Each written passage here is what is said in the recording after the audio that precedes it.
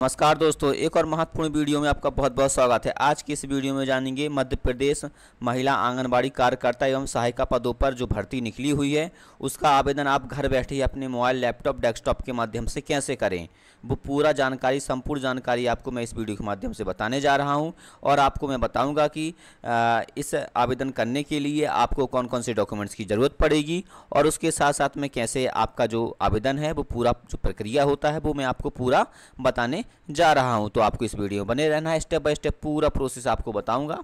तो आप भी घर बैठे अपने मोबाइल, लैपटॉप, डेस्कटॉप के माध्यम से आवेदन कर सकते हैं। और आपको ये भी जानने के लिए मिलेगा कि आपके गांव में, आपके वार्ड में आंगनबाड़ी की पोस्ट खाली है कि नहीं है, ये भी जानने को मिल जाएगा। तो आपको वीडियो को लाइक करना है, शेयर करना है, ज़्यादा से ज़्यादा कमेंट बॉक्स में लिखना है कि ये वीडियो कैसा लगा। उसके साथ साथ में इस चैनल को सब्सक्राइब जरूर कर लेना, क्योंकि ऐसी ही वीडियो टेक और योजनाओं और जॉब रिलेटेड संबंधित कंटेंट आपको मिलते रहते हैं। तो सब्सक्राइब करना बिल्कुल भी नहीं भूलना है। उसके साथ साथ बेल आइकन प्रेस कर लेना ताकि इसके नोटिफिकेशन आपको बराबर रूप से, लगातार रूप से मिलते रहें। तो वीडियो के स्टार्ट करते हैं। तो सबसे पहले आपको अपने मोबाइल, लैपटॉप, डेस्कटॉप में कोई सा भी ब्राउज़र ओपन कर लेना है और आपको इसमें सर्च करना है MP ऑनलाइन चयन पोर्टल, ये आपको सर्च कर देना है। जैसे आप सर्च करेंगे तो चयन MP ऑनलाइन ये जो लिंक है ये आ चुकी है। तो आपको इस लिंक पर क्लिक कर देना है। और आप अगर चाहते हैं इसका मैं डायरेक्ट लिंक दे दूं तो डिस्क्रिप्शन में आपको लिंक भी मिल जाएगा। तो आप लिंक में क्लिक करके आप डायरेक्ट यहाँ पर पहुँच सकते हैं। अब आप यहाँ पर देखेंगे चयन MP ऑनलाइन लिमिटेड, यहाँ पर WCD लिखा हुआ। तो आपको इस गो में क्लिक कर देना है। आप गो में क्लिक करेंगे तो यहाँ पर देखेंगे आंगनबाड़ी कार्यकर्ता एवं सहायिका पद के भर्ती प्रक्रिया। तो आपको इसमें क्लिक कर देना है। यहाँ पर अब आपको देखने को मिल जाएगा आंगनबाड़ी कार्यकर्ता एवं सहायिका पद हेतु ऑनलाइन आवेदन, जिसका स्टार्ट डेट 20 जून 2025 है और लास्ट डेट कब है, 4 जुलाई 2025। तो 4 जुलाई के पहले आपको आवेदन कर लेना है। और इसमें आवेदन करने के लिए आपको यहाँ पे अप्लाई में क्लिक करना है। इससे पहले आपको जानना पड़ेगा कि आपके एरिया में, आपके गांव में आंगनबाड़ी कार्यकर्ता और सहायिका की पोस्ट खाली है कि नहीं है। तो ये सब जानने के लिए आपको यहाँ पर नीचे आना है। तो यहाँ पर अब आप देखेंगे नीचे विभाग द्वारा जारी रिक्त पदों की जानकारी। तो आपको यहाँ पे अप्लाई में क्लिक कर देना है।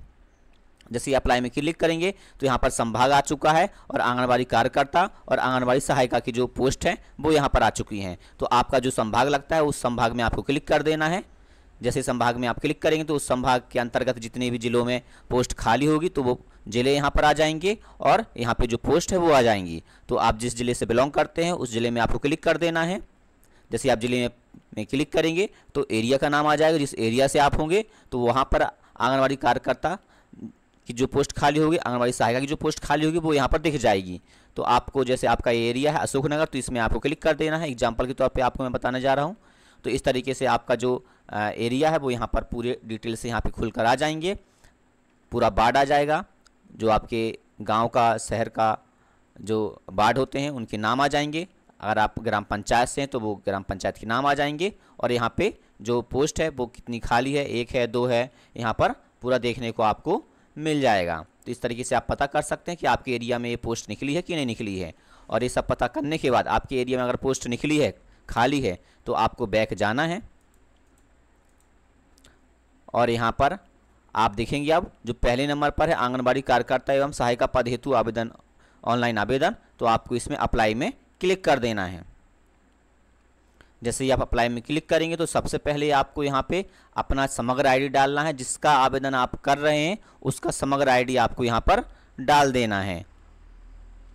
और उसके बाद यहाँ पे जो कैप्चर दिया गया है, इसका जो आंसर है वो यहाँ पर डाल देना है और खोजे पर क्लिक कर देना है। और आपको मैं बताना चाहता हूँ, अगर जिसका आप आवेदन कर रहे हैं तो सबसे पहले आपको चेक कर लेना है उनकी समग्र KYC है कि नहीं है। क्योंकि अगर समग्र KYC नहीं होगी तो जो जानकारी उसमें भरी है वो वैसे ही आएगी। अगर गलत है तो गलत आएगी, सही है तो सही आएगी। तो आपको चेक कर लेना KYC है कि नहीं है और यहाँ पे खोजे पर क्लिक कर देना है। ये देखिए, जैसे ही आप खोजे पर क्लिक करेंगे तो यहाँ पर अब आप देखेंगे सदस्य समग्र एवं आवेदिका की जानकारी। तो यहाँ पे जो आपने समग्र आईडी डाली है उनका नाम यहाँ पर शो होने लगेगा और उनके जो पिताजी का नाम या पति का नाम है वो यहाँ पर शो होगा। डेट ऑफ बर्थ यहाँ पे शो हो जाएगी और 1 जनवरी 2025 को आवेदिका की आयु जो है वो यहाँ पर शो हो जाएगी और जो आपकी श्रेणी है वो यहाँ पर आ जाएगी। और आपको यहाँ पर विवाहित स्थिति यहाँ पे चॉइस कर लेना है, चुन लेना है कि विवाहित है, अविवाहित है, विधवा है, ये आपको यहाँ पे चॉइस कर लेना है। और उसके बाद यहाँ पे आपको नीचे आना है। अब आप यहाँ पर देखेंगे पद हेतु आवेदन, तो यहाँ पे आपको संभाग जो है आपका वो संभाग यहाँ पे चॉइस कर लेना है। और यहाँ पे जो आपका जिला लगता है वो जिला यहाँ पे आपको डाल देना है, चॉइस कर लेना है। और यहाँ पे परियोजना मतलब कि जो आपकी तहसील है वो यहाँ पर आपको चॉइस कर लेना है अपना। और आपका जो सेक्टर लगता है, जो आपका एरिया है, तो वो आपको यहाँ पे चुन लेना है। और आपका जो आंगनवाड़ी केंद्र है वो आपको यहाँ पे डाल देना है। और आपका जो वार्ड है ऑटोमेटिक यहाँ पर वार्ड का नाम जो है वो यहाँ पर आ जाएगा। और आवेदन करने हेतु पद जो खाली होंगे तो यहाँ पे आ जाएंगे। यहाँ पे जैसे कि जो एरिया मैंने डाला है यहाँ पर, तो आंगनबाड़ी सहायिका का पद खाली है, कार्यकर्ता का नहीं है, तो आंगनबाड़ी सहायिका का यहाँ पर आ चुका है, तो वो सेलेक्ट कर लेना है। और यहाँ पर अब आप देखेंगे क्या आप मध्य प्रदेश के मूल निवासी के साथ आंगनबाड़ी केंद्र के ग्राम शहरी क्षेत्र के विज्ञापित वार्ड के निवासी हैं। तो आपको यहाँ पर ध्यान से इस बात को समझना है कि जो आपने एड्रेस डाला है, जो आपका एरिया है, उस एरिया के आप निवासी हैं कि नहीं हैं, तो वो आपको यहाँ पे चॉइस कर लेना है, हाँ या ना। और मैं आपको बताना चाहता हूँ यहाँ पे आपको हाँ ही सेलेक्ट करना है। और आपको तभी ये आवेदन करना है जब आप उसी एरिया में हो और उसी एरिया में ये पोस्ट खाली हो, तभी आपको ये फॉर्म डालना है, नहीं तो ये आपका फॉर्म निरस्त हो जाएगा। और उसके बाद आप यहाँ पर देखेंगे आपको थोड़ा नीचे आना है। अब आप यहाँ पर देखेंगे मूल निवास से संबंधित जानकारी, तो यहाँ पर आपको देख लेना है मूल निवास से संबंधित जानकारी। यहाँ पे चुने में आप क्लिक करेंगे तो यहाँ पर आपके पास इन तीनों में से एक चीज़ होना, एक डॉक्यूमेंट होना ज़रूरी है, जैसे कि राशन कार्ड, वोटर आईडी, राजस्व विभाग से जारी निवास प्रमाण पत्र, तो आपको वो सेलेक्ट कर लेना है जो आपके पास में हो। जैसे कि यहाँ पे मूल निवास प्रमाण पत्र सभी के पास रहता है अक्सर, अगर नहीं है तो वोटर आईडी कार्ड भी आप चॉइस कर सकते हैं, राशन कार्ड भी चॉइस कर सकते हैं। जैसे ही आप यहाँ पे जो भी डॉक्यूमेंट चॉइस करेंगे तो उसका जो दस्तावेज क्रमांक होता है वो आपको यहाँ पर डाल देना है। और उसके बाद आप यहाँ पर देखेंगे यहाँ पर लिखा हुआ क्या आपका या आपके पति, पिता, माता का नाम आंगनबाड़ी केंद्र के ग्राम शहरी क्षेत्र के संबंधित वार्ड की BPL सूची पात्रता पर्ची में सम्मिलित है। तो आपको यहाँ पर स्वयं यहाँ पर लिखा हुआ है, पति, पिता, माता लिखा हुआ नहीं लिखा हुआ है। तो अगर आपका राशन कार्ड में नाम है, पात्रता पर्ची है, तो वो किसके नाम पे है, स्वयं के नाम पे है कि आपके पिताजी के नाम पे है, पति के नाम पे है, माता के नाम पे है, तो वो आपको यहाँ पर सेलेक्ट कर लेना है। और यहाँ पर BPL क्रमांक जो होता है वो आपको यहाँ पर डाल देना है, BPL नंबर, वो यहाँ पे आपको जो पात्रता पर्ची होती है उसका एक क्रमांक होता है वो आपको यहाँ पर डाल देना है। और आप यहाँ पर देखिए क्या आपका या आपके पति, पिता का नाम आंगनबाड़ी केंद्र के ग्राम शहरी क्षेत्र के संबंधित वार्ड की मतदाता सूची में सम्मिलित है। तो यहाँ पर आपको चॉइस कर लेना है कि आपका वोटर आईडी कार्ड में नाम है कि नहीं है, पिताजी का है कि पति का है, नहीं है, वो आपको यहाँ पर चॉइस कर लेना है। तो उसका जो क्रमांक होता है वोटर आईडी कार्ड का वो यहाँ पर डाल देना है। और अब आपको थोड़ा नीचे आना है। अब आप यहाँ पर देखेंगे पूर्ण पता मूल निवास से संबंधित जानकारी के अनुसार भरें। तो यहाँ पर आपको अपना जिला चॉइस कर लेना है जो आपका जिला है। और यहाँ पे आपको तहसील चॉइस कर लेना है जो आपकी तहसील रखती है। और यहाँ पे जो आपका ब्लॉक लगता है वो आपको ब्लॉक यहाँ पर चॉइस कर लेना है। और शहर, नगर, गांव का जो नाम है वो आपको यहाँ पर डाल देना है। और यहाँ पर वार्ड नंबर डाल देना है। और यहाँ पे जो पिन कोड है, जो पिन कोड दिया गया है वो पिन कोड आपको यहाँ पर डाल देना है। और यहाँ पे जो आपका मोबाइल नंबर हो और जो मोबाइल नंबर चालू हो वो मोबाइल नंबर आपको यहाँ पर डाल देना है। अब आप थोड़ा नीचे और आएंगे तो यहाँ पर अब आप देखेंगे शिक्षण। अब आप यहाँ पर देखेंगे शैक्षणिक योग्यता।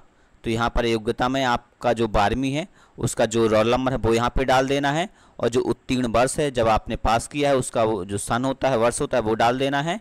और प्रतिशत आपको यहाँ पर डाल देना है। और यहाँ पर देखेंगे आप क्या आवेदिका स्नातक या स्नातकोत्तर से उच्च डिग्री में उत्तीर्ण है, तो आपको यहाँ पर अपना चुन लेना है। अगर आपने ग्रेजुएशन किया है, पोस्ट ग्रेजुएशन किया है तो हाँ करना है, नहीं तो नहीं में आपको क्लिक कर देना है, नहीं सेलेक्ट कर लेना है। और अब आप थोड़ा नीचे और आएंगे तो यहाँ पर अब आप देखें क्या आवेदिका सेवा काल के दौरान मृत्यु को प्राप्त आंगनबाड़ी कार्यकर्ता, सहायिका, मिनी आंगनबाड़ी कार्यकर्ता की अविवाहित, विधवा, परित्यक्ता, परिवार पर आश्रित बेटी है। नियम पुस्तिका खंडिका B.5.12 के अनुसार क्या आवेदिका सेवा काल के दौरान मृत्यु को प्राप्त आंगनवाड़ी कार्यकर्ता सहायिका मिनी आंगनवाड़ी कार्यकर्ता की अविवाहित विधवा परित्यक्ता परिवार का आश्रित बेटी है? तो आपको यहाँ पर सेलेक्ट कर लेना है कि इनमें से कोई कैटेगरी तो नहीं है, तो यहाँ पे चुने में आपको नहीं सेलेक्ट कर लेना है। और अगर हाँ है तो आप हमें सेलेक्ट करेंगे और यहाँ पे पूरा संपूर्ण जानकारी आपको देना पड़ेगा और इसका जो एक सबूत होता है वो भी आपको अपलोड करना पड़ेगा।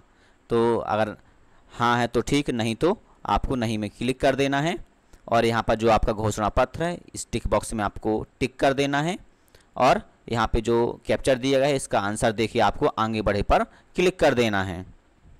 जैसे ही आप आगे बढ़े पर क्लिक करेंगे तो आवेदन क्रमांक यहाँ पर आ जाएगा और यह जो आवेदन क्रमांक है इसको आपको अच्छे से सेव करके रख लेना है और यहाँ पे सदस्य समग्र आईडी आ जाएगी और जो फ़ोटो है वो यहाँ पर शो नहीं होगी। और यहाँ पे आप देखेंगे जिनका आवेदन किया है उनका नाम यहाँ पर आ जाएगा, जन्मतिथि और जो आपने डिटेल्स भरी है वो यहाँ पर आ जाएगी। तो आपको थोड़ा नीचे आना है,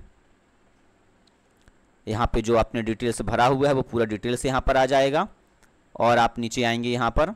अब आप यहाँ पर देखेंगे आपने जो जानकारी भरी है उस जानकारी के अनुसार यहाँ पर आपको जो डॉक्यूमेंट्स है वो अपलोड करने पड़ेंगे और जो डॉक्यूमेंट्स है आपका फाइल का फॉर्मेट है वो आपका जेपीजी और जेपीईजी के रूप में होना चाहिए, मतलब इमेज के रूप में होना चाहिए। और इसका जो साइज़ है 30 KB से लेकर 200 KB के अंदर में होना चाहिए।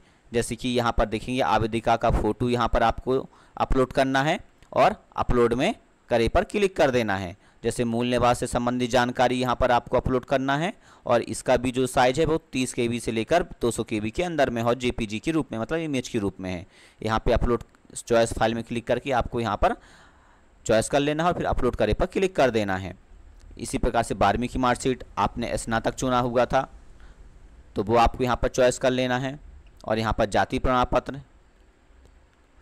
और यहाँ पर BPL या पर्ची जो होता है पात्रता पर्ची वो आपको यहाँ पर चॉइस कर लेना है। जैसा कि मैं आपको बताना चाहता हूँ, जैसे ही आप डॉक्यूमेंट अपलोड करेंगे तो अपलोड करे पर जैसे ही क्लिक करेंगे तो यहाँ पर अपलोड देखें जितना भी मैंने डॉक्यूमेंट अपलोड किया है तो अपलोड देखें यहाँ पर लिखकर आ जाएगा। अगर आपका ये लिखकर नहीं आ रहा तो आपका डॉक्यूमेंट अपलोड अभी नहीं हुआ है, तो ये ध्यान रखने वाली बात है कि यहाँ पर अपलोड देखें लिखकर आना चाहिए। अगर ये नहीं आ रहा है तो आप को अपना जो फॉर्मेट है जो आप डॉक्यूमेंट अपलोड कर रहे हैं कि PDF के रूप में है कि JPEG के रूप में है, JPG के रूप में है, तो वो आपको देख लेना है। अगर आपका JPEG के रूप में नहीं हो रहा अपलोड तो JPG में आपको कन्वर्ट कर लेना है और इसका कन्वर्ट करने का जो लिंक है मैं वो डिस्क्रिप्शन में दे दूंगा, तो आप क्लिक करके वहाँ पे अपलोड करके कन्वर्ट कर सकते हैं। जो आपकी फ़ोटो है उसका जो फॉर्मेट है वो आप कन्वर्ट कर सकते हैं। जैसे कि मैं आपको यहाँ पे दिखाता हूँ, जैसे कि पात्रता पर्ची में अपलोड करता हूँ, चॉइस फाइल में मैं क्लिक करूँगा, यहाँ पर मैं पात्रता पर्ची को सिलेक्ट करूँगा और यहाँ पर अपलोड करे पर क्लिक करूँगा तो आप यहाँ पर देखेंगे सर्च होगा और यहाँ पर ये लिख कर आ चुका है BPL प्रमाण पत्र अपलोड किया गया। तो ऐसा आपका नोटिफिकेशन आना चाहिए और ओके पर क्लिक कर देना और आपको यहाँ पर नीचे आना है फिर से वहीं पे, तो हर बार ये आपका होगा। तो जैसे ही जितने डॉक्यूमेंट आपने अपलोड किए हैं सब में अपलोड देखे लिखकर आ जाएगा। तो अब ये डॉक्यूमेंट अपलोड हो चुके हैं। आपके भी डॉक्यूमेंट अपलोड जब हो जाए तो आपको यहाँ पे नीचे आना है। तो यहाँ पर देखेंगे आवेदन शुल्क 0 है, पोर्टल शुल्क 100 रुपये है प्लस GST 18 रुपये लग रहा है, तो कुल शुल्क आपका 118 रुपये लगेगा। तो आपको ये भुगतान करे पर क्लिक कर देना है। आपका जो डैशबोर्ड है MP ऑनलाइन पेमेंट ऑप्शन खुल जाएगा, तो आप नेट बैंकिंग का यूज़ कर सकते हैं, डेबिट कार्ड क्रेडिट कार्ड का यूज़ कर सकते हैं या फिर आप UPI का भी ऑप्शन दिया गया है वो भी आप चॉइस कर सकते हैं। या फिर आप पेमेंट यहाँ पर आप देखेंगे पेटीएम पेमेंट गेटवे, इसमें क्लिक करके भी आप पेमेंट कर सकते हैं। जैसे कि मैं पेटीएम पेमेंट गेटवे का ही इस्तेमाल करूँगा तो इसमें क्लिक कर देना है।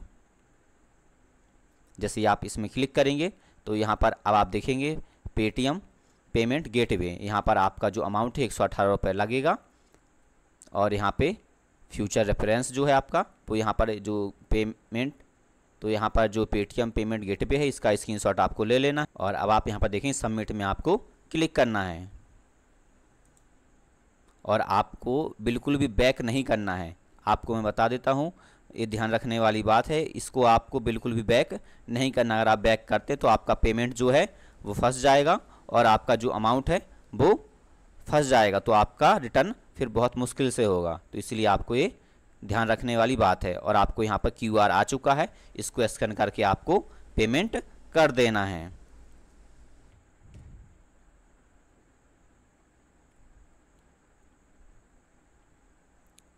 अब आप यहाँ पर देखेंगे, यहाँ पर जैसे ही आपका पेमेंट हो जाएगा तो आपको यहाँ पे नीचे आना है, जो आपका ये पूरा फॉर्म है यहाँ पर लिख कर आ जाएगा हाईलाइट होके बटन मार्क में भुगतान है।